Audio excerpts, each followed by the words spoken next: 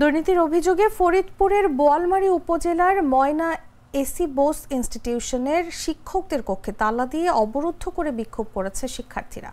এ সময় প্রধান শিক্ষক মোখলেসুর রহমান অরুণকে শিক্ষার্থীদের কয়েকজন কিল ঘুষি ও চড়থাপ্পড় দিয়ে আহত করেছে বলে অভিযোগ উঠেছে।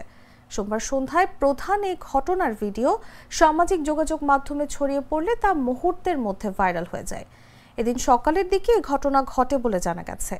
বিদ্যালয় ও স্থানীয় সূত্রে জানা গেছে, সম্প্রতি স্কুলের দুর্নীতি ও অনিয়মের অভিযোগে প্রধান শিক্ষক মোখলেসুর রহমান অরুণের পদত্যাগের দাবিতে শিক্ষার্থীরা বোয়ালমারী মোহাম্মদপুর সড়ক অবরোধ করে মানববন্ধন ও বিক্ষোভ করে।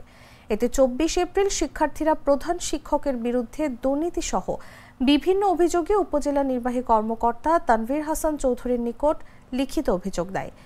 এর জেরে সোমবার সকালে স্কুলের শিক্ষকরা তাদের বসার কক্ষে গেলে বাইরে হিড়তালা দেয় শিক্ষার্থীরা।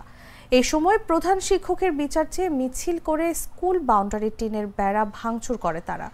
শিক্ষকরা ময়না ইউনিয়নের চেয়ারম্যান আব্দুল হক মৃধা ও থানা পুলিশকে খবর দিলে তারা উপস্থিত হয়ে শিক্ষার্থীদের শান্ত করেন।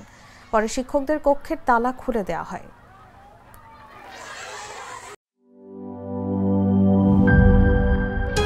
হ্যান্ড ওয়াশ 100% প্যারাবেন ফ্রি, তাই নিরাপদ হাতের জন্য আস্থা রাখুন একনলে।